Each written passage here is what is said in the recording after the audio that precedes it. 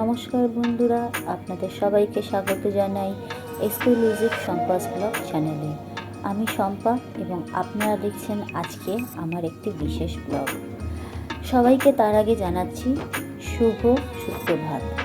এখন সকাল হয়ে গেছে এবং আজকে আমরা বেরিয়ে পড়েছি নৈহাটির বড়মার উদ্দেশ্যে। সেখানে আমরা আজকে করে নেব গঙ্গা স্নান এবং তারপর বড়মায়ের পুজো দেব। তো এখন ঘড়ির কাঁটায় ঠিক 8:45 আমরা গাড়ি করে রওনা দেওয়া শুরু করে দিয়েছি। আজকের এই শুভযাত্রায় আমার সঙ্গে ছিল আমার পুরো ফ্যামিলি, আমার মা, মাসি, মেসো, দিদি 2 মেয়ে, এবং নৈহাটি থেকে যোগদান করবে আমার সেজো মাসি এবং তার পুরো ফ্যামিলি। তাহলে চলুন বেশি দেরি না করে আজকে এই ব্লগে কী আনন্দ করলাম আর কী দেখলাম তা আপনাদের সঙ্গে শেয়ার করে উঠি। প্রতি বছরই মনে করি ফ্যামিলিকে নিয়ে ছোট্টখাট্ট একটি আউটিংয়ে বেরোবো। তো সেই আশা মতনই এবছরও একটু আউটিংয়ে বেরিয়েছিলাম। গত বছরও আমরা গিয়েছিলাম শ্রী রামপ্রসাদের জন্মভিটেতে, আর এবছরও কিন্তু সেই আশাতেই বেরিয়ে পড়েছি।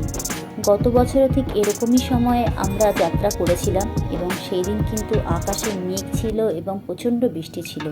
এবছরও কিন্তু তার ব্যতিক্রম নয়, আকাশে প্রচণ্ড মেঘ ছিল। তো নৈহাটি যাওয়ার জন্য আমরা যে রাস্তাটি ধরেছিলাম সেটি ছিল কল্যাণী হাইওয়ে। তবে কল্যাণী হাইওয়েতে ওঠার পর সেই রাস্তার বেহাল দশা দেখে চোখ মুখ পুরো আমাদের শুকিয়ে গিয়েছিল, কারণ অত্যন্ত ধুলো, রাস্তা খুবই খারাপ অবস্থায় ছিল।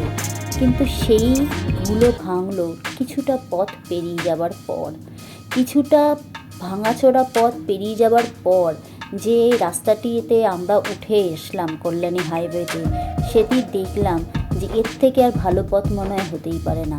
একদম মাখনের মতন নরম, মানে গাড়ির স্টিয়ারিংয়ে হাত না দিয়েও অন্ধভাবে বা চোখ বন্ধ করে আপনি গাড়ি চালিয়ে যেতে পারবেন।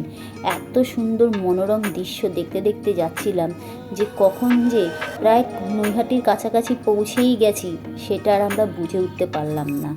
এত সুন্দর রাস্তা করেছে, মানে গত বছরও যখন আমরা রামপ্রসাদের ঘাটে গিয়েছিলাম অসহ্য ক্লান্তি ভোগ করেছিলাম, কারণ রাস্তাঘাটের বেহাল অবস্থা ছিল।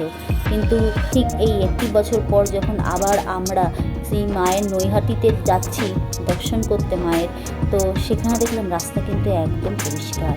আমাদের এখান থেকে ব্যারাকপুর দেখাচ্ছিল আর মাত্র 7 কিলোমিটার, তার মানে নৈহাটি প্রায় কাছাকাছি। ব্যারাকপুর যদি 7 কিলোমিটার হয়ে থাকে, নৈহাটি আরও আগে। তো নৈহাটির এই রাস্তাটুকু উপভোগ করতে করতে মানে এত ভালো লাগছিল, তাই রাস্তাঘাটের যে পরিষ্কারতা, যে মাখনের মতো নরম রাস্তাটা, সেটা আপনাদের সামনে তুলে ধরলাম এই ভিডিওর মাধ্যমে। তো বন্ধুরা, আমরা এখন ব্যারাকপুর ক্রস করে গেছি, আর মাত্র 2 কিলোমিটার পথের পরেই কিন্তু পড়ে যাবে নৈহাটি। সেই মতো মাইলস্টোনেও কিন্তু আমাদের দেখাচ্ছিল নৈহাটি, আর এখান থেকে মাত্র 2 কিলোমিটার পথ। এবং এই সোজা রাস্তা থেকে একটু বাঁদিকে টার্ন নিলেই কিন্তু নৈহাটি মাছের বাজার পড়ে যাবে। সেখান থেকেই কিন্তু আমরা চলে যাব মায়ের দর্শনে। তো সেখানে গিয়েই প্রথমে যেটি করব যে সেখানে স্নানাঘাটে স্নান করব, তারপর মায়ের পুজো দেওয়ার পথের উদ্দেশ্যে রওনা হব।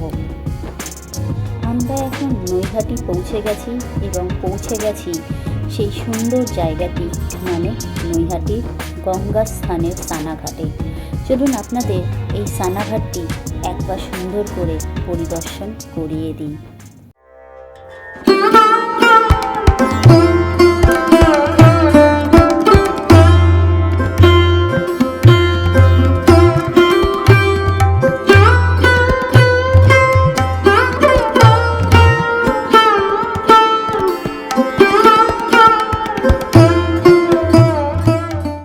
এই স্নানাঘাটের ঠিক অপর প্রান্তেই পেয়ে যাবেন একটি ভোলা মহেশ্বরের মন্দির, যেখানে আপনারা চাইলে বাবাকে পুজো দিতে পারবেন।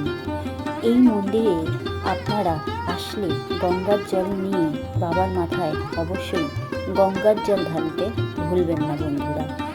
এই মন্দিরটি একদমই স্নানাঘাটের বিপরীত দিকে পেয়ে যাবেন। নৈহাটির বড় মায়ের মন্দিরে আসার জন্য যদি আপনারা গঙ্গাবক্ষে স্নান করতে ইচ্ছুক হয়ে থাকেন, তাহলে এখানে পেয়ে যাবেন 3টি ঘাট। প্রথম ঘাটটি পাবেন বড় মায়ের মন্দিরের থেকে একদম সোজা বরাবর, যেটিকে বলা হয় ফেরিঘাট। সেখানে আপনারা স্নান করতে পারবেন না। এরপরই মায়ের মন্দিরের লাইন যেখান থেকে শুরু হয় একদম পেছন দিক থেকে একটি সুন্দর পার্কের পাশ দিয়ে সেখানে একটি স্নানাঘাট পেয়ে যাবেন। সেখানে আপনারা স্নান করতে পারবেন এবং সেখানে কিন্তু আপনাদের একটু টাকা পয়সা খরচ করে জামা কাপড় ছাড়ার ব্যবস্থা রয়েছে। এবং আরেকটি পাবেন আদি ঘাট, যেটি এখন আমরা স্নান করতে এসেছি। এটি হচ্ছে আদি ঘাট। এখানে আপনারা স্নান করে জামা কাপড় ছাড়ার জন্য ফ্রিতে ব্যবস্থা রয়েছে। তবে যদি আপনারা কেউ ফেরিঘাটে স্নান করতে ইচ্ছুক হয়ে থাকেন তাহলে কিন্তু সেখানে মহিলাদের জামা কাপড় ছাড়ার জন্য একটু অসুবিধাজনক রয়েছে। দীর্ঘ প্রতীক্ষার পরে কিন্তু আমিও নেমে পড়েছি গঙ্গাবক্ষে এবং গঙ্গাবক্ষে নেমে প্রথমে নারায়ণ বিষ্ণুকে স্মরণ করে নিজের দেহশুদ্ধি করে তারপরে কিন্তু গঙ্গাবক্ষে ডুব দেব এরকমই প্রতিজ্ঞাবদ্ধ ছিলাম আমি। তাই সেই মতন সেই কার্য সম্পূর্ণ করার পর মাসির হাত ধরে আমি গঙ্গাবক্ষে 3 বার ডুব দিয়ে দিলাম। কারণ আমি বন্ধু সাঁতার জানি না, তাই আমার ডুব দেওয়াতে একটু অসুবিধা ছিল। কারণ সাঁতার জানি না, যদি ডুবে যাই সেই ভয়ে মাসির সাপোর্ট নিয়ে আমি কিন্তু গঙ্গাবক্ষে 3 বার ডুব দিয়ে দিয়েছি। এবং সেই সঙ্গে সঙ্গে আমি হাতে ফুল বেলপাতা নিয়ে প্রথমে সূর্যদেবের জন্য সূর্যমন্ত্র পাঠ করে তারপর গঙ্গাবক্ষে সেই ফুল বিসর্জন করে সূর্যকে প্রণাম সেরে নিলাম। এবং সেই দৃশ্য আপনাদের এই ভিডিওতে দেখিয়ে দিচ্ছি। আশা করি আপনাদের এই ভিডিওটি খুবই ভালো লাগবে। একবার যখন গঙ্গায় নেমেছি তখন এই গঙ্গার জলে নিজের দেহ মনকে শুদ্ধ এবং পবিত্রতায় বন্ধন করে রাখবো বলেই সেই আশায় মা গঙ্গার কাছে প্রার্থনা করে নিলাম। মায়ের কাছে বলে নিলাম যেন দেহের সমস্ত ক্লান্তি, দুঃখ, বেদনা, যন্ত্রণা এই গঙ্গা জলে স্নানের সঙ্গে সঙ্গে দূর হয়ে যায়, ঘুচে যায় মনের সমস্ত ক্লান্তি, মনের সমস্ত ব্যথা বেদনা। গঙ্গাবক্ষে স্নান তো কমপ্লিট হলো, কিন্তু এরপরে কিন্তু আমি সেই সুযোগ হাতছাড়া করতে একদমই রাজি ছিলাম না। সেটি হচ্ছে গুরু প্রণাম।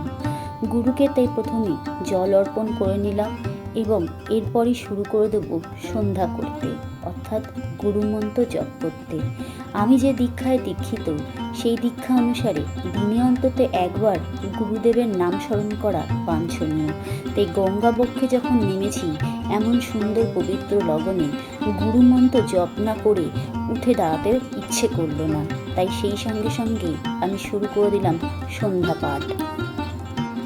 এরপর আমার 2 দিদি এবং মাসি মিলে শেষবারের মতন মা গঙ্গাকে প্রণাম জানিয়ে নিলাম এবং মা গঙ্গাকে প্রণাম জানিয়ে এবারের মতন মায়ের কাছ থেকে আশীর্বাদ চেয়ে নিলাম। তারপর কিছুক্ষণ জলের মধ্যে নিজেরা বাচ্চাদের মতন একে অপরকে জল ছিটিয়ে একটু স্নানের আনন্দ গ্রহণ করে নিলাম। গঙ্গাবক্ষে নেমে আমরা যত বড়ই হয়ে থাকি না কেন বাচ্চাদের মতন এই যে স্নানের আনন্দ সেটি কোথাও পাওয়া যায় না। এরপর সময় হয়ে আসলো গঙ্গাবক্ষ ত্যাগ করার। আমরা সিদ্ধান্ত নিলাম সময় অনেক বয়ে গেছে এবং আমাদের এখন প্রস্তুত হতে হবে নৈহাটির বড় মায়ের পুজোর জন্য। বড় মায়ের পুজো তো দিতে চলে আসলাম, কিন্তু আজকে এত ভিড়, এত লাইন দেখে আমার তো প্রায় অবস্থা খারাপ। আমরা প্রায় লাইন দিয়েছিলাম 1,500 থেকে 2,000 জন মানুষের পেছনে। এখানে এসেই জানতে পারলাম যে এখানে শনিবার রবিবার নাকি বড় মায়ের লাইন বিশাল হয় এবং ভক্তরাও অনেক দূর দূর থেকে আগত হয়। সেই মতনই মায়ের লাইনে দাঁড়িয়ে পড়লাম। কিছুক্ষণ পর একজন মহিলা এসে আমাদের সকলকে বলল মাথায় তিলক কেটে নিতে। তাই সগ্রাহক আনন্দের সাথে অনুমতির সাথে আমরা কিন্তু সকলে সেই তিলক পড়তে আগ্রহী হয়ে পড়লাম। বড় মায়ের মন্দিরে যখন এসেছি বড় মায়ের নাম জয় জয়কার করে আমরা কিন্তু সকলেই সেই তিলক পরে নিতে শুরু করে দিলাম। সবাইকে তিলক পড়তে দেখে আমিও বা বাদ যাই কেন, তাই আমিও কিন্তু আনন্দের সাথে সেই তিলক মস্তককে ধারণ করলাম এবং মনে মনে বললাম জয় বড় মার জয়। চলো এবার সবাই আমরা বড় মায়ের পুজো দেওয়ার জন্য মন থেকে দেহ থেকে একদমই প্রস্তুত। এই সময়েই অনেকটা লাইন এগিয়ে আসলো এবং পৌঁছে গেলাম ব্রহ্মময়ী মায়ের আশ্রমের দিকে। বড় মায়ের মন্দিরের আগেই কিন্তু এই ব্রহ্মময়ী মায়ের আশ্রমটি এখানে আপনারা দেখতে পাবেন। এখানে রয়েছে প্রথমেই প্রবেশদ্বারে ডান দিকে একটি ভোলা মহেশ্বরের মন্দির। আপনারা চাইলে এখানে কিন্তু আপনারা ভোলা মহেশ্বরেরও পুজো সেরে ফেলতে পারেন। গঙ্গাবক্ষ থেকে জল এনে ঢেলে দিতে পারেন ভোলা মহেশ্বরের মস্তকে। এবং এই হচ্ছে ব্রহ্মময়ী মায়ের মন্দির প্রাঙ্গণ। আপনাদের সেই মন্দির প্রাঙ্গণটি একবার ঘুরিয়ে দেখিয়ে দিচ্ছি। আপনারা যদি চান তাহলে এই মন্দিরেও কিন্তু আপনারা আপনাদের নাম গোত্র দিয়ে পুজো পাঠ করিয়ে নিতে পারেন। এবং এই মন্দিরে কিন্তু মায়ের ভোগও বিতরণ হয়ে থাকে। দুপুর 1:30টার পর থেকে এই মন্দির বন্ধ থাকে এবং সেই সময় কিন্তু এই ব্রহ্মময়ী মায়ের এখানে ভোগ বিতরণ চলে। আপনাদের কাছে এখন যে দৃশ্য উপস্থাপিত হচ্ছে সেটি হচ্ছে ব্রহ্মময়ী মায়ের মূর্তি। দেখুন কি সুন্দর লাগছে মাকে, কত অপরূপ সৌন্দর্যের নিদান মায়ের এই রূপটি। এবার চলে আসলাম আমরা পুজোর ডালা কিনতে। মন্দির প্রাঙ্গণের দিকে যত লাইন দিয়ে এগোচ্ছিলাম ততই জানতে পারছিলাম যে মন্দির প্রাঙ্গণের সাথে সাথেই কিন্তু এখানে ডালার ব্যবস্থা রয়েছে। তাই সেই মতন একটি দোকান দেখে এখানেই কিন্তু আমরা ডালা কিনে নিলাম। আপনারা যারা জুতো পরে আসছেন তারা আপনারা এই ডালার দোকানে জুতো রাখার ব্যবস্থা করে নিতে পারেন। না হলে আমরা কিন্তু খালি পায়ে মায়ের মন্দিরটি পুরোটি হেঁটেই এসেছিলাম। এবং যারা মনে করছেন খালি পায়ে আসতে পারবেন না তারা এই ডালার দোকানে কিন্তু মায়ের পুজো দেওয়ার আগে জুতো চপ্পল খুলে রেখে যেতে পারেন। প্রায় 2 থেকে 2.5 ঘন্টা লাইন দেওয়ার পর আমরা কিন্তু এখন উপস্থিত হয়ে গেছি বড় মায়ের মন্দিরের কাছে, যেখানে বড় বড় অক্ষরে লেখা ছিল ধর্ম হোক যার যার, বড় মা সবার। তবে আপনাদের সেই সঙ্গে জানিয়ে রাখি, এখানে আপনারা 31 টাকা, 51 টাকা, 101 টাকার ডালা পাবেন। সেই সঙ্গে মন্দির চত্বরে রয়েছে অসংখ্য মিষ্টির দোকান। সেখান থেকে চাইলেও আপনারা মিষ্টান্ন কিনে বড় মায়ের পুজো দিতে পারেন।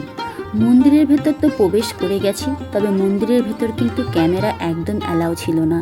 তাও চুপিসারে আমি কিছুটা ভিডিও করার চেষ্টা করেছি আপনাদের একবার বড় মায়ের দর্শন করে দেওয়ার জন্য।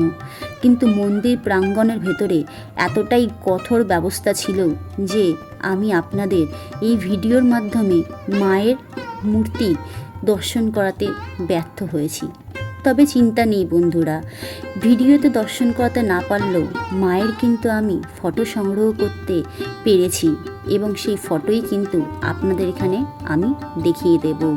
এইভাবেই ডালা নিয়ে ভেতরে এগিয়ে গিয়ে সামনে যে পুরোহিত বা পান্ডারা আছেন তাদের কাছে আপনাদের নাম আর গোত্র বললে তারা আপনাদের পুজো এখান থেকে করিয়ে দেবে। এই দেখুন বড় মায়ের মূর্তি, কি সুন্দর মাকে লাগছে। বড় মায়ের পুজো শেষ করেই আমরা কিন্তু এখন চলে এসেছি রানী রাসমণির ভিটে বাড়িতে। এর আগেও একবার এসেছিলাম, তাও মনে করলাম এবার যখন দিদিদের এবং দিদির মেয়েদের নিয়ে এসেছি তখন তাদেরও এই জায়গাটি একবার ঘুরিয়ে নেওয়া যাক। রানী রাসমণির এই জন্মভিটেতে চলে আসলাম। এখানে এসে দেখলাম সবুজ ঘাসের মধ্যে 4টি রাজহাঁস প্যাক প্যাক করে ঘাস থেকে কিছু তুলে খেতে ব্যস্ত। তারপর চলে আসলাম গঙ্গাবক্ষে। এখানে দেখলাম গঙ্গাবক্ষের একদম প্রান্তে 4টি হাঁস গঙ্গা থেকে লিরিগুলগুলি বেছে খেতে ব্যস্ত। তবে আপনারা সবাই জানেন যে এখানে কিন্তু ফুচকা তৈরি হয় এবং এই জায়গাটিকে ফুচকা পাড়া বলেও অনেকে চেনে। তা যখন এখানে এসছি এবং আজকে যখন নিরামিষই গ্রহণ করার দিন, তখন মনে করলাম সপরিবারে চলুন একটু ফুচকাই খেয়ে নিই। ফুচকার কি দাম রয়েছে তা কিন্তু আপনাদের এখানে দেখিয়ে দিলাম। এখানে আইসক্রিম ফুচকা, চকলেট ফুচকা, পাপড়ি চাট, দই ফুচকা, চাটনি ফুচকা থেকে শুরু করে বিভিন্ন রকমের ফুচকা আপনারা এখানে পেয়ে যাবেন। আগে এখানে 10 টাকায় 10টি ফুচকা দেওয়া হতো, তবে এখন বাজারে আলুর দাম একটু বেড়ে যাওয়ায় এখন 10 টাকায় 8টি করে ফুচকা এখানে পাওয়া যাচ্ছে।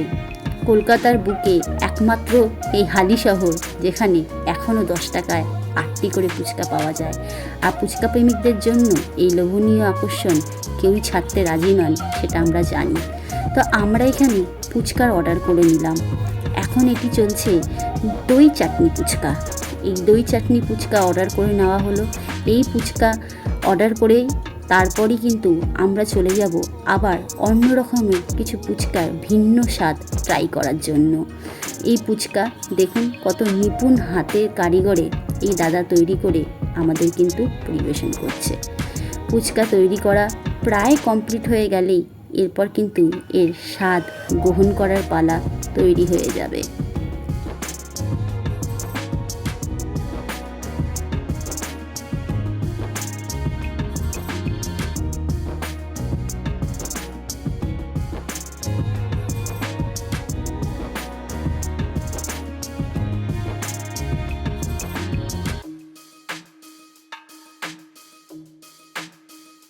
এখন এখানে প্রস্তুতি চলছে আইসক্রিম ফুচকা তৈরি করার।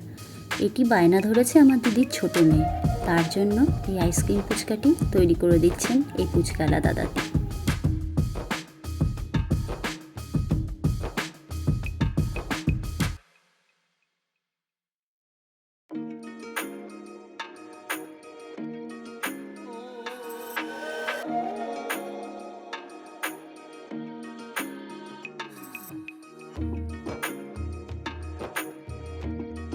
এইদিকে আবার আমার সপরিবারে চলছে ফুচকার স্বাদ গ্রহণ করার পালা।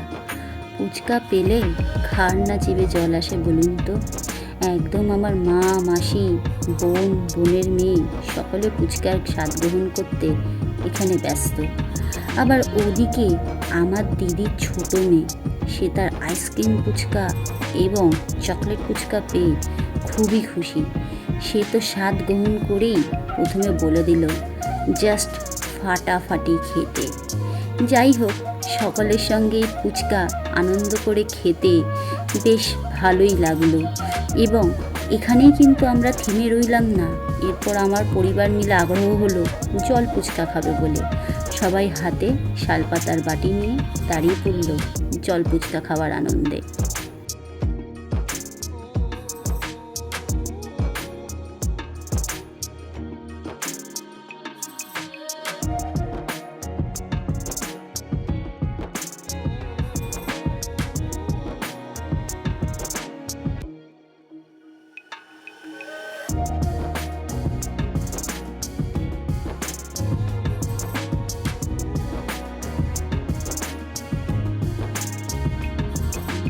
তো যাই হোক বন্ধুরা, ঘোরা, পুজো দেওয়া, স্নান করা, আনন্দ করা সব কমপ্লিট। সন্ধ্যা নেমে পড়েছে, এখন বাড়ির দিকে রওনা দেওয়ার কথা।